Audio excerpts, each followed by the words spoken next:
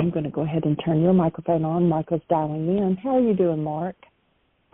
I'm doing great. Good to hear your awesome. voice, Jeanie, as always. Thank you. Thank you. I'm glad that you called in today. Michael and you are going to talk about the Beatitudes.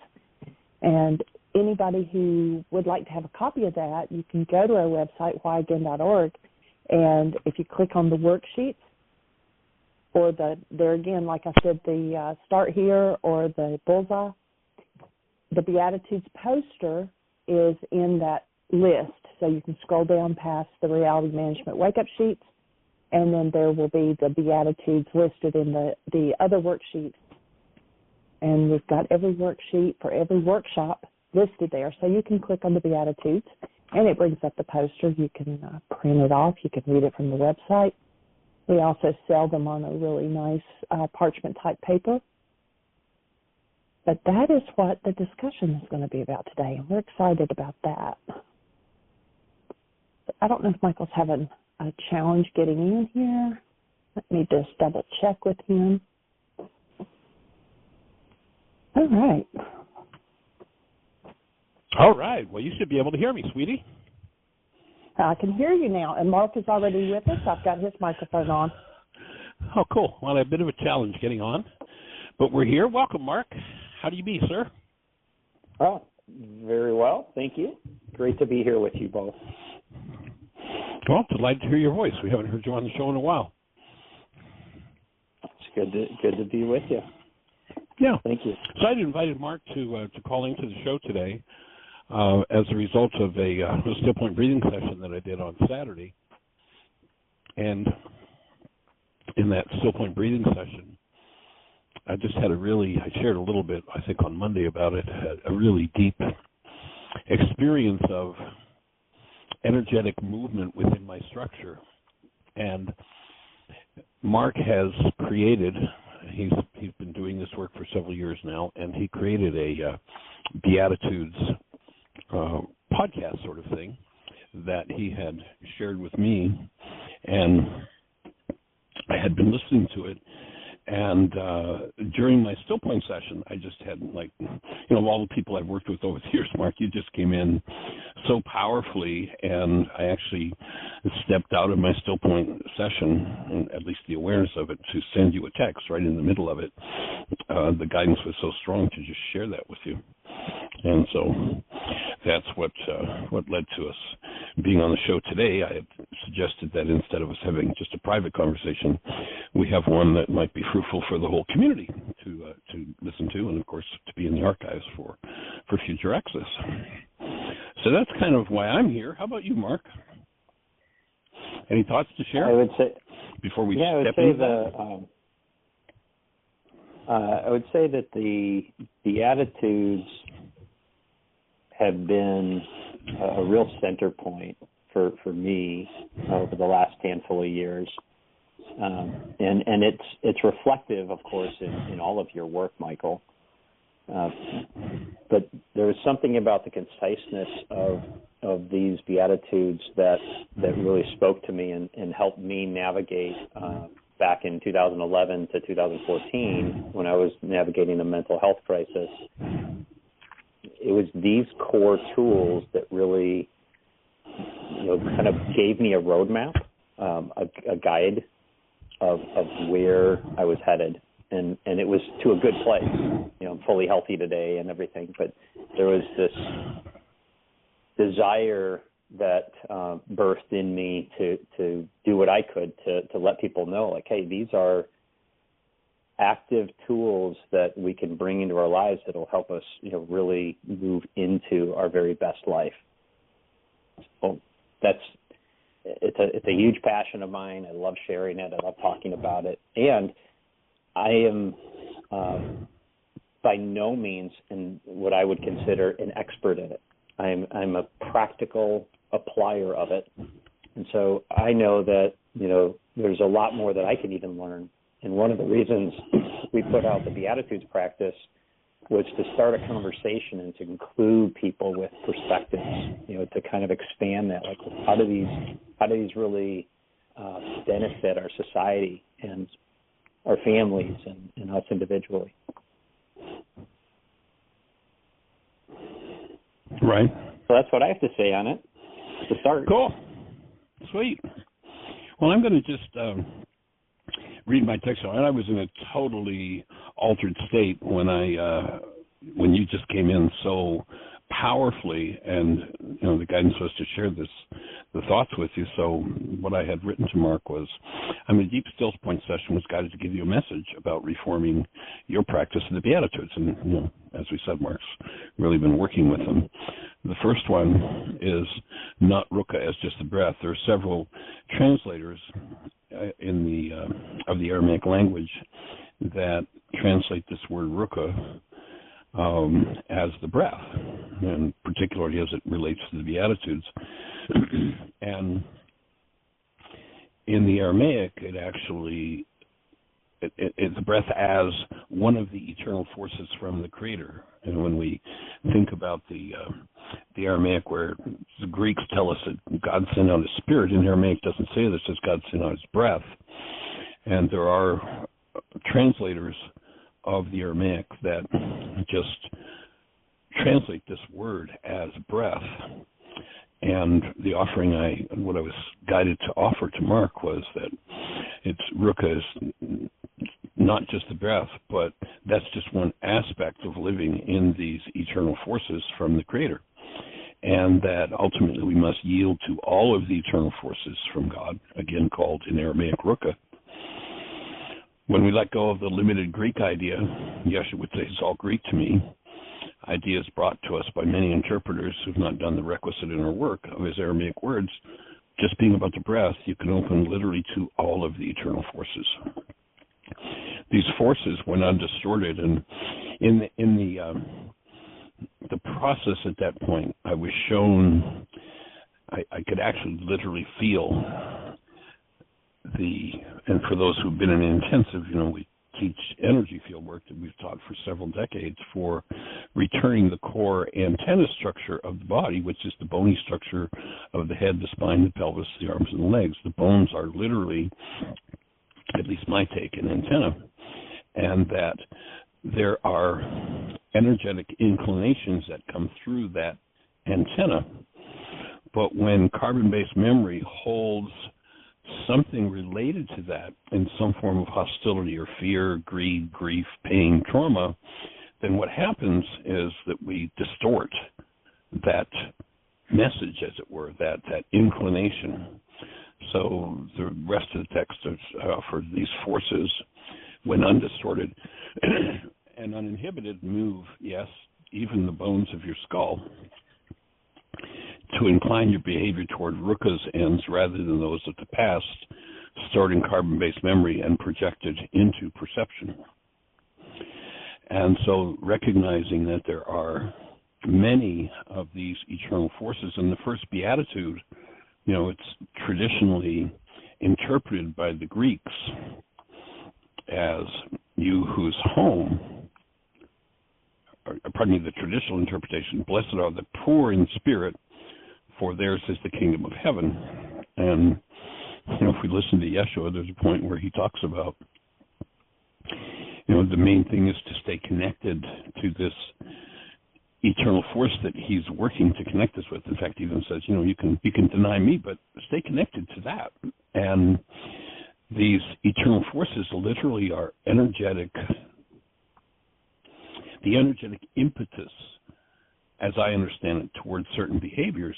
And the Greek said we were supposed to be poor in that, which is kind of senseless in the context. But when you realize that the word maskini, which in Aramaic is home, that a fly speck on a piece of paper changes that word from home to poor. And one of the ways we know that, there'll be a lot of Western scholars say, oh, no, it was all written down in Greek first, then it was translated into Aramaic. Well, when you look at that one word and you realize that it's kind of senseless to want to be poor in that which Yeshua said his whole purpose was to connect us to, then realize in the Aramaic, the primacy of the Aramaic, that his invitation was that rather than living in the perceptual constructs of our mind, rather than living in carbon-based memory projections, that literally our home, like the place where we gather the nourishment, the impetus, the inclination toward behavior is from these literal eternal forces from the Creator. Or in Aramaic, it's also the word Rukha is translated as the active forces from the Creator.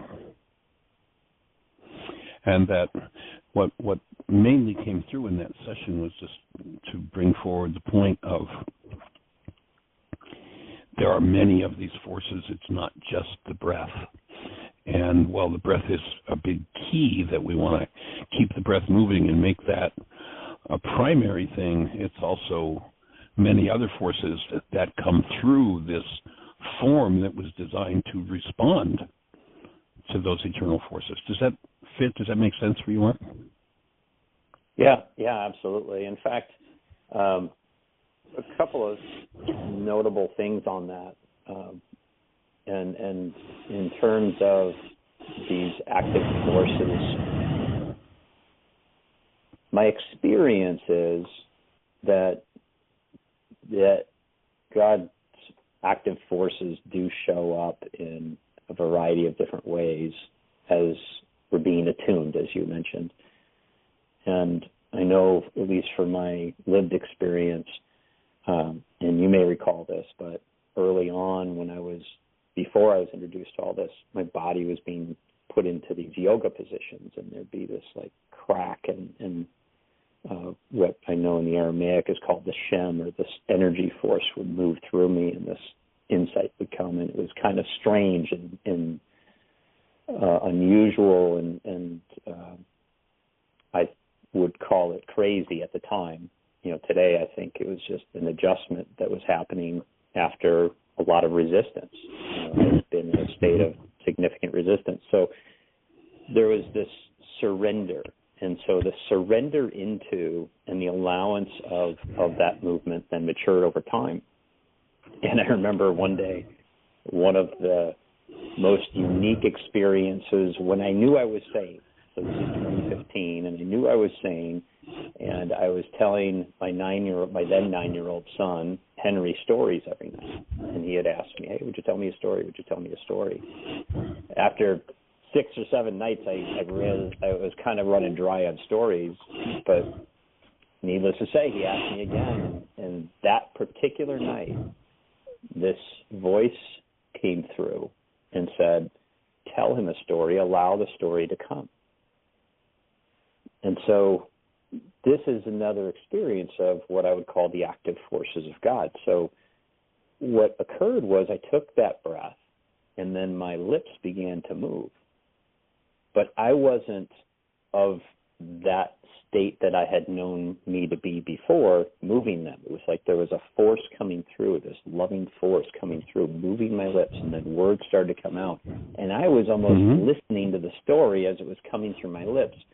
And so that is an example that I cherish because it was a beginning, right? And at the end of that story, which was the best story that ever came through my lips up to that point, I turned to Henry and I said, hey, what'd you think? And he gave me a thumbs up and he said, Dad, that was really good. He said, but it's just going to get better. I know you're just learning. From a 9-year-old. Wow. And so that's just another example. I mean, these active forces of God can come through us in a variety of ways. And I know in the audio, it's very heavily centric on the breath. And I went back and listened to it after you shared it. It's like, and you're right, it needs to be expanded a bit. I had written about 80 or 90 pages of Beatitudes practice discussion guide. And in there, I break down the words. And certainly, for example, here on page 14, it says, it talks about the English, Aramaic, Greek, and Hebrew, because I'm trying to navigate, all of them. But the opening line here about this word is that it's translated as breath rather than spirit. They can mean breath, wind, what is empty or transitory, spirit, seat of emotion, disposition, life, like all these things. And it goes on to talk about this active force that I pulled from what you had shared.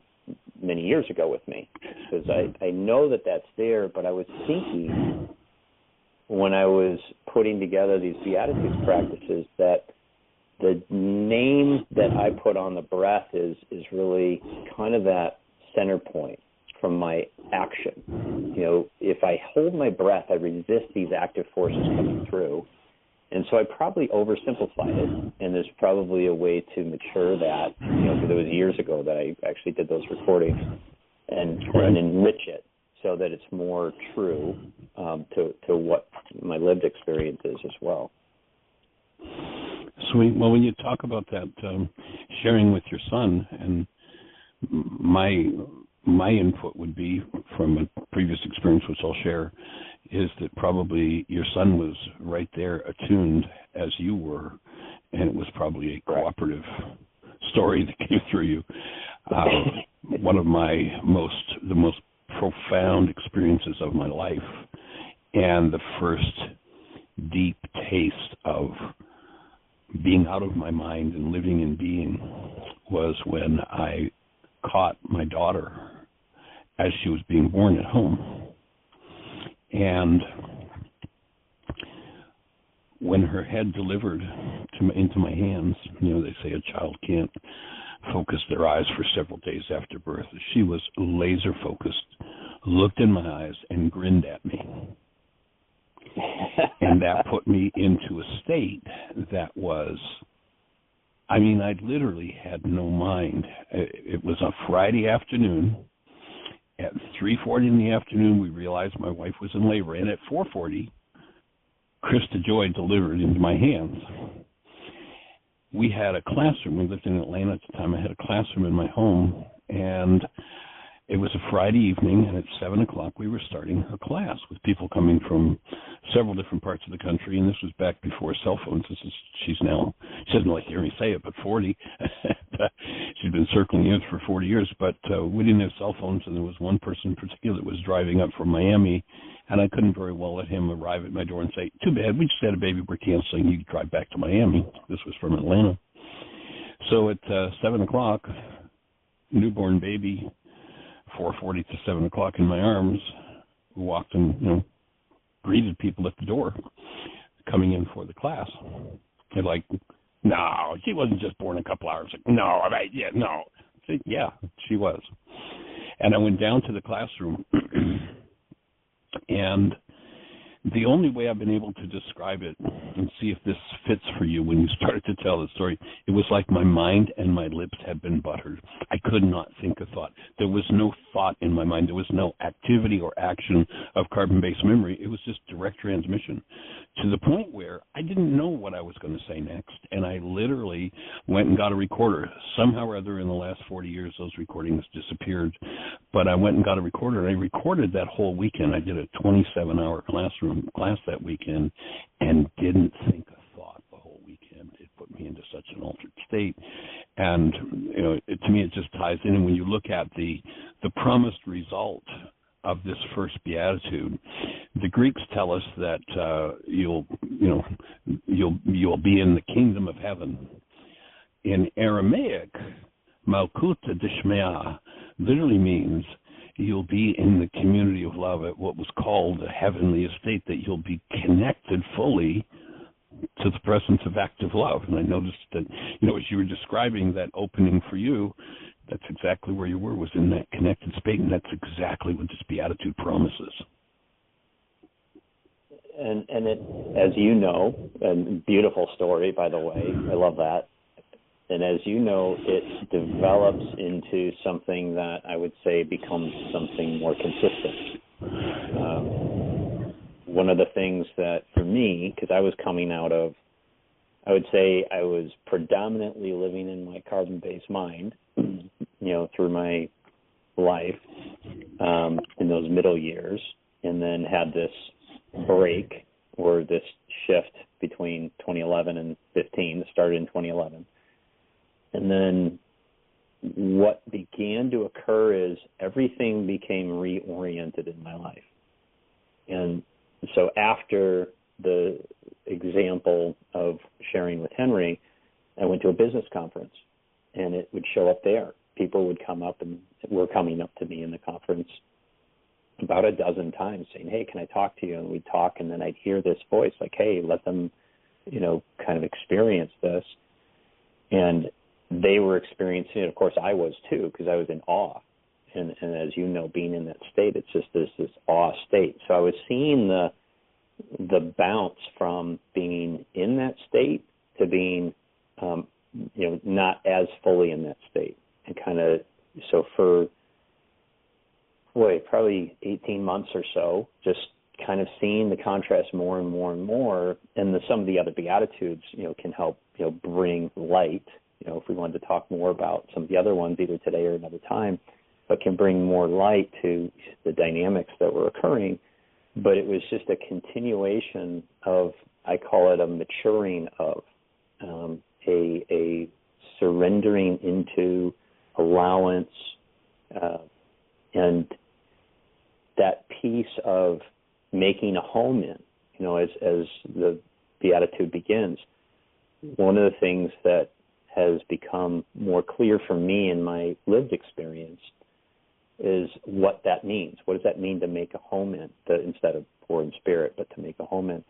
And it's really to release all that is in the way of those active forces coming online.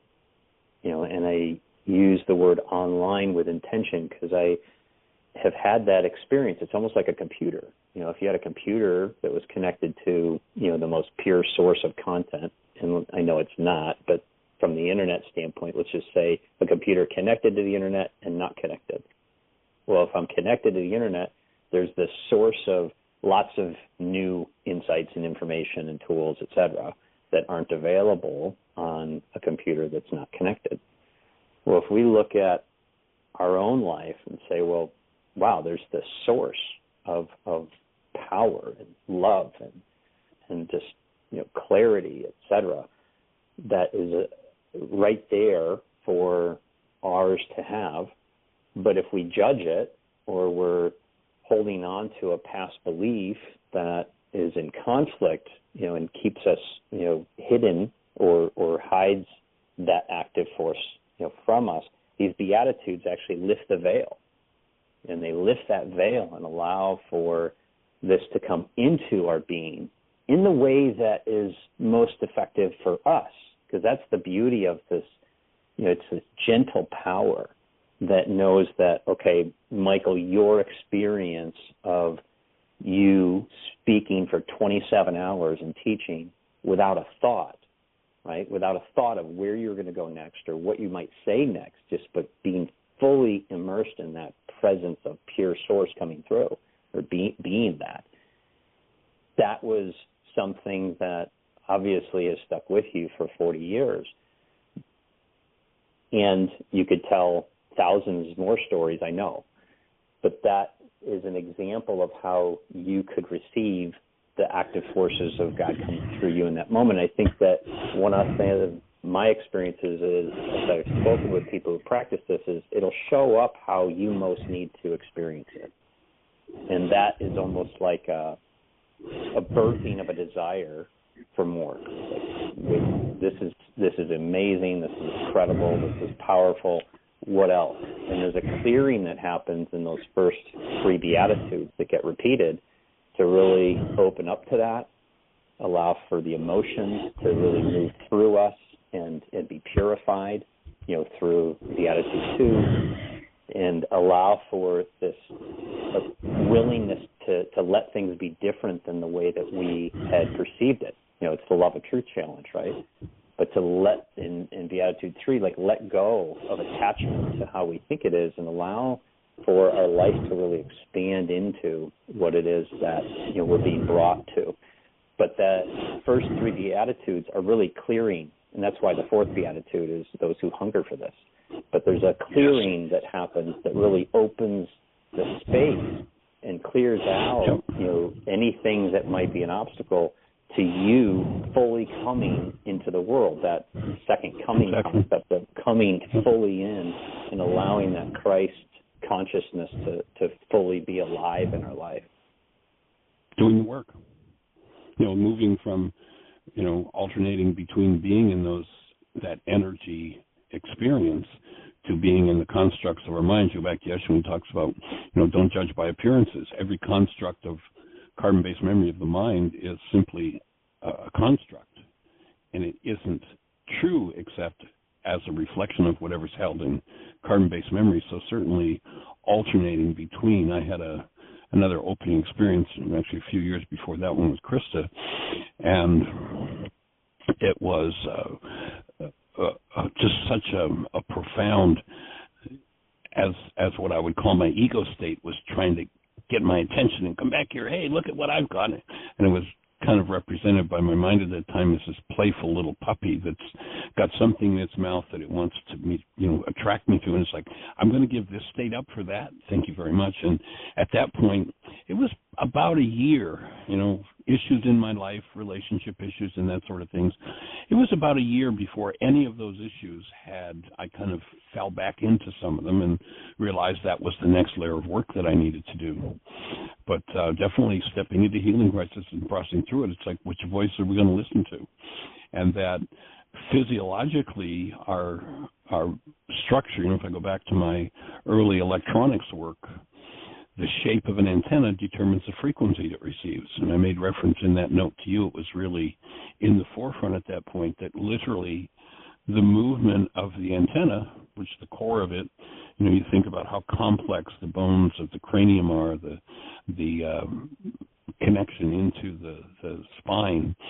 And people think that the baby's soft spot, once it hardens, that the baby's head is fixed. But actually, we have a continuously self-adjusting antenna system. Your head, my head, your whole structure is in a state of continuous motion driven by these eternal forces. And when we've been physically or emotionally traumatized, if you remember, the hands-on energy field work from the intensive is designed to break loose physical or emotional trauma in the antenna that restricts its range of motion, that restricts the energy patterns that are designed to come in. And when somebody's been severely emotionally or physically traumatized, then the signals aren't available because literally the antenna is damaged.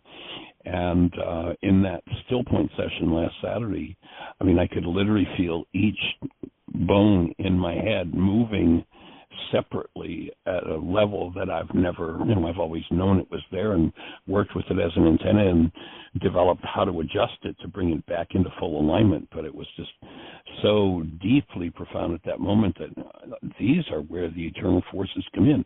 These are where the energetic impetus come from, where it's received from source. And if I don't have things in carbon-based memory that distort it, I get that pure inclination, and it's always 100% right on target. If carbon-based memory has resonance with whatever that particular piece of guidance is, then oftentimes we'll fall into carbon-based memories, fear or rage or grief or whatever it happens to be, greed, pain, trauma, we'll fall into that and do that instead, and that's when we're out of alignment with that guidance system. And it was actually the second time through, this goes back now, about the time my daughter was being born, that I got involved in the Aramaic itself. And I can remember sitting and using the dictionary from the Enlightenment book and writing out the Beatitudes longhand. And I actually suggest that to people, that they take that book and use the dictionary and go back and get their own sense of it. But it was, in my world, the training that my carbon-based memory had was, well, the Beatitudes are, a nice philosophy from Yeshua.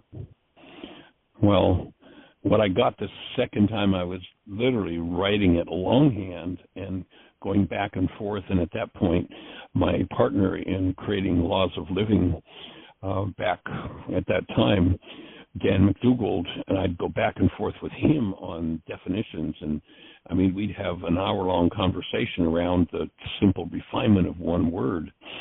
And it was the second time writing it out longhand that it was like, oh my God, this is a set of instructions for how to activate the underlying neural structures that the Creator put in us from the beginning. It's there.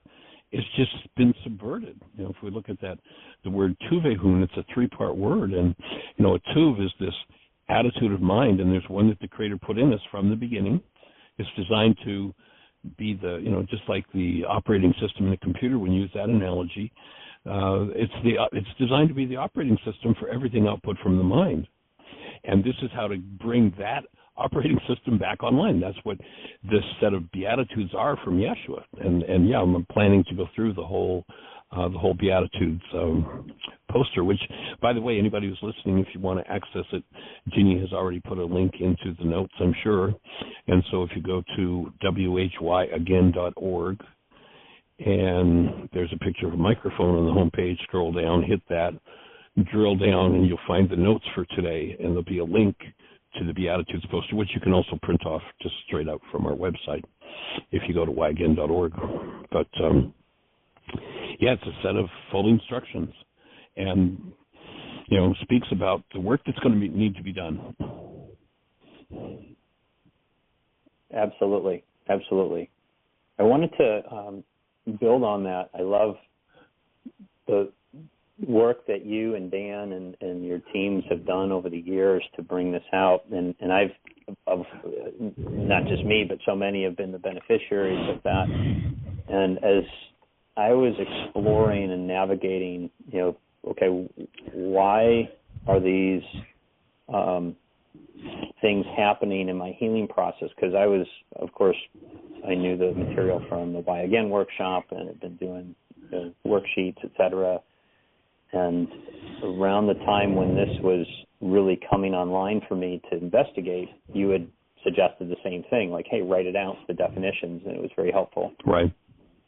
But I also had that's a powerful exercise, isn't it? It's incredibly powerful because it does add depth, and meaning.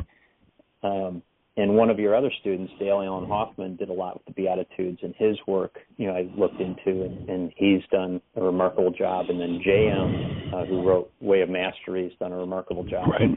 And so I had the benefit of, and I think it's Douglas Klotz or something had done stuff. I didn't study his as much, but Neil, I was really drawn to look at J.M., Dale, and your interpretations, kind of bring them together for me to see, like, okay, why are they using this a little bit differently, or is it the same?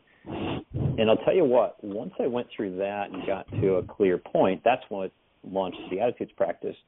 And once I then did the audio part, I started writing this book to kind of get to a deeper understanding. And it was in the writing of the book where I was looking at the Greek and the Aramaic and the English and the Hebrew and stuff, and I realized, it's not that it's wrong, right? It's not, because for a long time, by the way, I used to think, oh my gosh, who is the idiot who wrote down blessed are the poor in spirit, for there's the kingdom of heaven, because it seemed like Greek to me. But one of the things that you said is like, hey, they got one letter wrong, right? So instead of home, they used poor. But when we look at the combination and the true understanding upon reflection, it's like, okay, I could see it in some of these other translations, but it wasn't a complete picture. It was almost like what you pointed out with me with the whole emphasis on the breath rather than the active forces. It was not that it was wrong. It was just incomplete in terms of the full breadth of what could be expressed. And that's how I started to look back and like, okay, it's not that these guys were, translators were the idiots that I made them out to be. They were just going through the lens of the perceptual worldview that they had at the time when they were doing the translation, and they either missed it, assuming they didn't do it intentionally, that they missed it from the completion of it, the fullness of it, the breadth of it. And what a great time in our history to have more clarity on these Beatitudes practice become available to every person on the planet, because it's needed now more than ever. It's always been there, right? It's been right in front of our face, but at least for me, I don't know about you, but prior to really tapping into this Aramaic view, it was very tough to gain any kind of value out of these Beatitudes. As from a humility standpoint, I know a lot of people have studied this and have put a lot of work out there. A lot of pastors and priests and people have studied Scripture, and they've had their own interpretations of these. But I've never heard it as a practice prior to this work. Oh, too. And it's not, you go back again to Yeshua, and he says, first of all, in order for his work to be useful to you, you've got to have the eyes to see and the ears to hear, for he who having eyes does not see, and he who having ears does not perceive. In other words, our perceptual constructs can't reflect anything other than what's in them. And so if we don't have the brain cells for what that reflect the brain cells he was working from, then, we can't even tap into what was being said. There's an interesting line. There's a movie out there. It's kind of a violent movie, not very kind, but it's called The Accountant, and it's pretty powerful. But there's a song at the end of it. The thing that impressed me when I heard this, I was like, wow. And the key line in the song at the end of that movie was, "You can't read a book that you haven't written."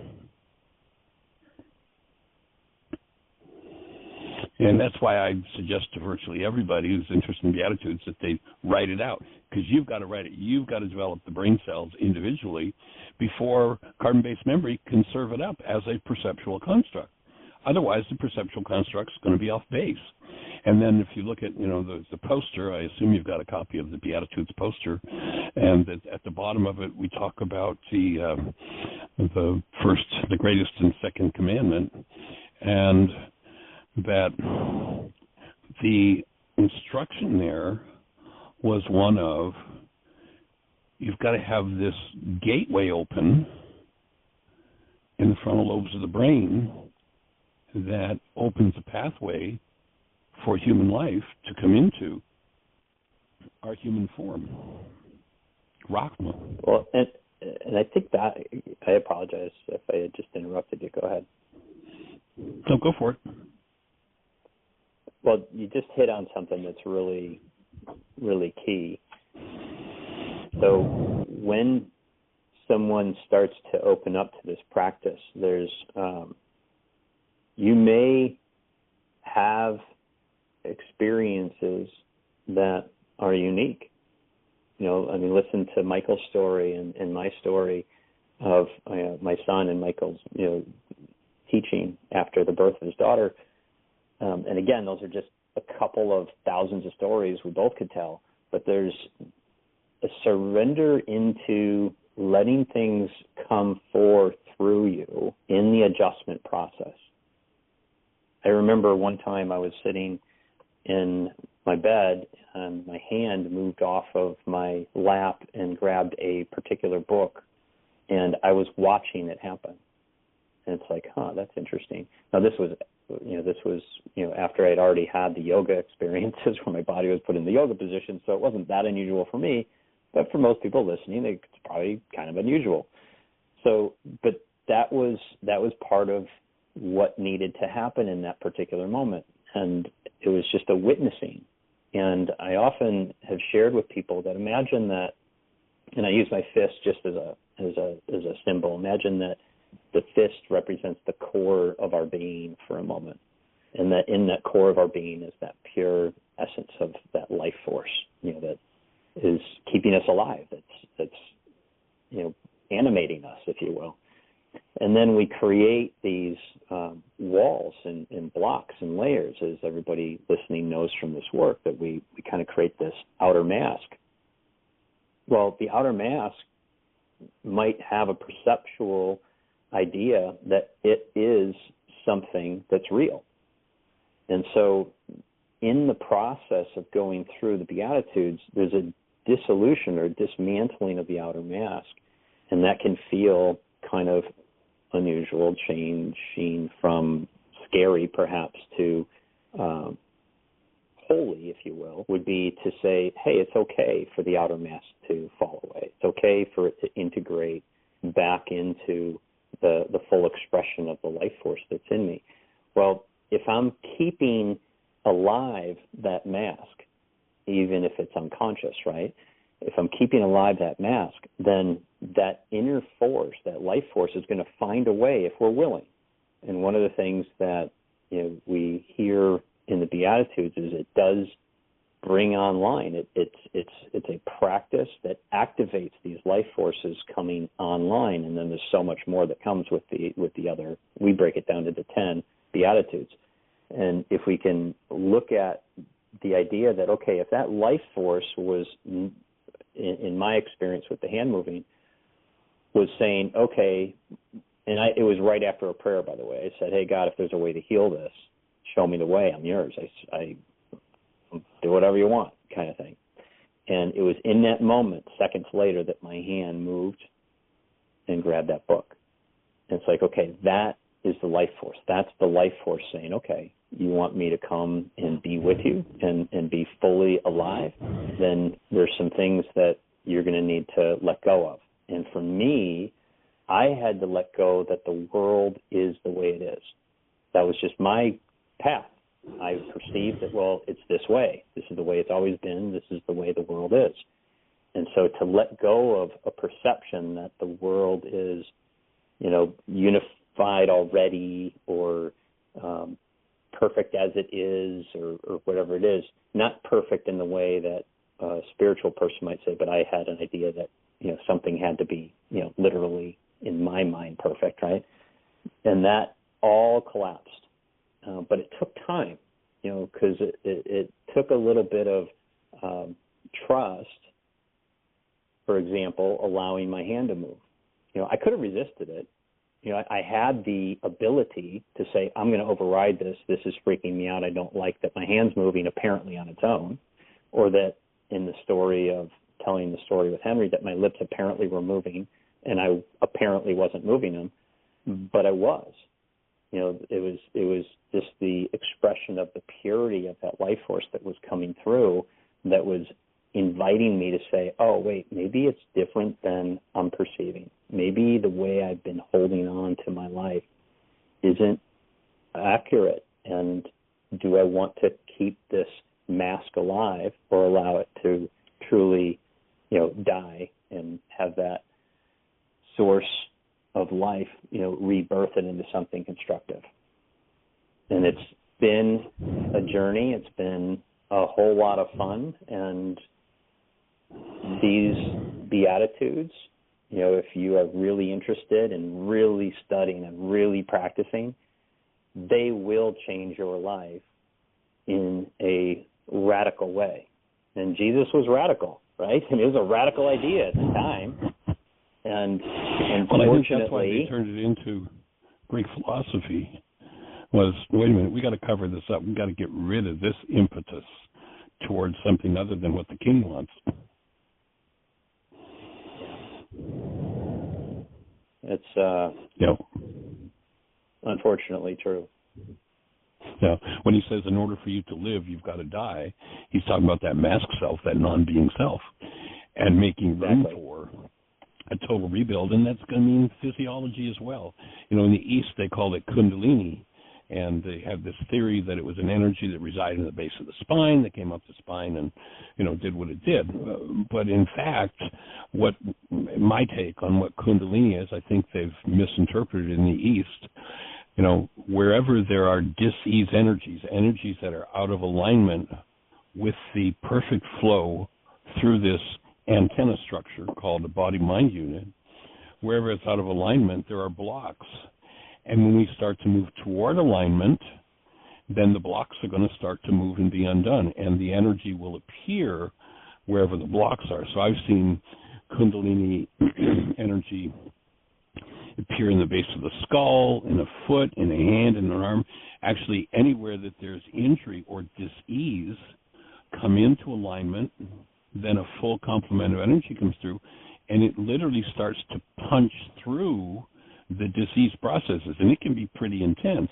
In the East, there's a whole lot of macho and a whole lot of sexual impropriety, and so where did they think the Kundalini came from was the base of the spine, because it was cracking through, breaking through sexual issues, held sexual energy that people had. But the truth is it can show up anywhere, and it will literally realign. When I hear you talking about going into that posture, your structure was saying, okay, so this is what we need to do to open that part of the antenna so that a full flow of energy will come through. And it's Rachma, the first commandment, was and commandment in law, when they said, what's most important in the law, the Greek culture has us believing that law is the rule of a superior. And it's not the rule of a superior.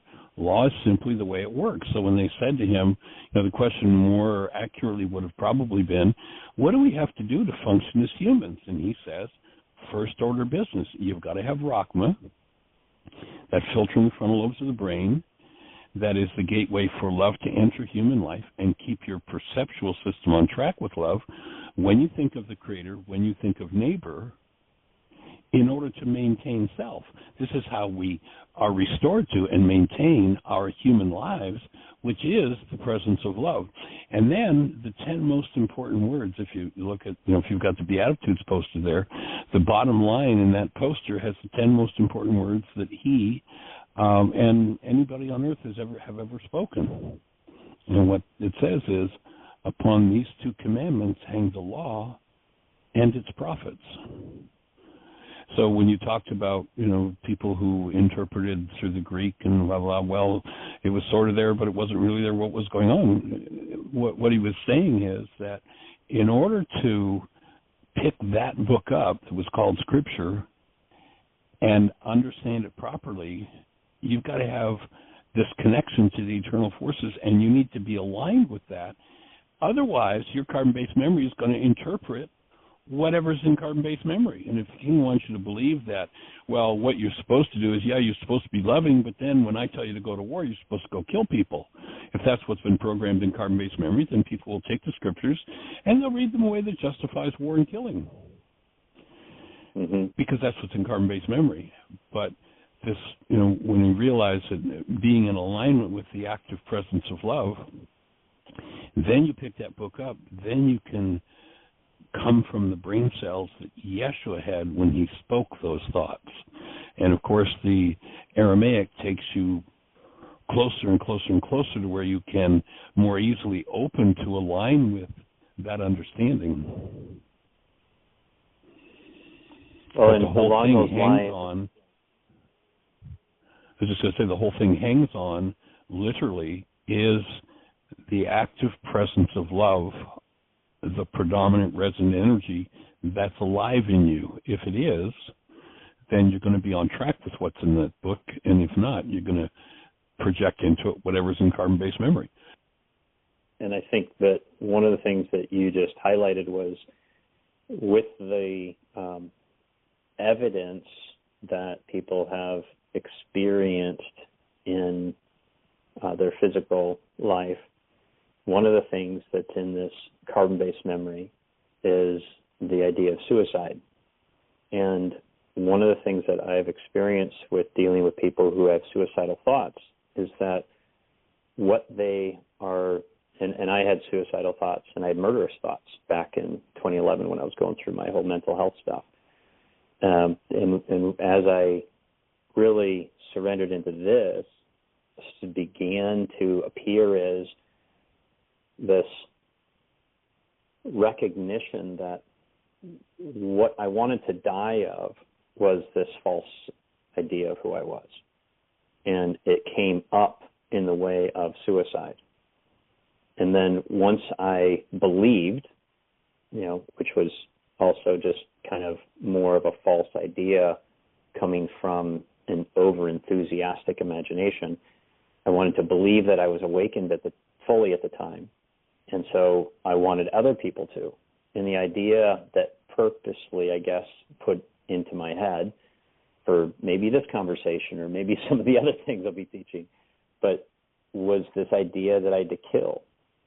And the idea of kill would cycle around. And someone who's experienced bipolar, which I did, and mania, those thoughts, they don't get softer. They get tighter and tighter and tighter unless they're interrupted. Goal canceling and a number of practices forgiveness is definitely key. support interrupting the cycle. And so one day, as I did a goal cancel on, I canceled my goal to kill, right? And this is all in my head, but I'm processing it in that moment. And I finally got to a place I said, well, what does kill mean? And this whole storyline came out. It's like I had a perception that to kill would be to allow other people to have their first death and awaken. I mean, what a screwy idea, right? But that's how the carbon-based mind can misappropriate dialogue, readings, even from Scripture, like you said, because I got that from Scripture. You won't taste the second death kind of thing. And the idea that started to surface for me over time is, oh my gosh, these concepts of murder and suicide, they're off, of course, and we can help get someone back online with these tools to support people in recognizing just consciously, like, oh, wait, what if it was true that you didn't actually want to leave the planet, but you actually just wanted to let go of the life that you have been living and have the full expression of that life force that wants to fully live come forward. And if someone could cognitively understand that that might be what it is, then we may have a lot more people saying, oh, sign me up. Like, let me do some more worksheets. Let me do some more mind shifters, whatever it is, to help people shed those parts that aren't living in the purity of who we truly are. So I'm thinking it's probably, Jeanie would probably have a better, she distinguishes one year from another better than I do, but about 15 years ago, we actually did a family trip to Hawaii, and we had planned it as part of doing some workshops there, and we spoke at Unity in Diamond Head, and we did a week of workshops, and we were going to be on the islands for a couple more weeks, and the Unity minister contacted us and said, you guys are going to be here for a while longer. Will you come back and do another series? We just really got a lot of accolades out of that week of workshops, and we don't usually do that, go back to a place, but 6 weeks later, it was actually kind of tough because we had to stay an extra 2 weeks in Hawaii in February. It was difficult, but we did it. But anyway, we went back and did another week-long series. Their Sunday service, another week-long series. And we had 3 people came to us and said, when I was here 6 weeks ago and did that Sunday forgiveness workshop, we had 3 people who said they were planning their suicide and that they were so delighted that they got the understanding and had no interest in suicide anymore, had challenges, had some deep work to do, but were finished with suicide. So it's powerful when people get a hold of the tools and start to shift that carbon-based memory.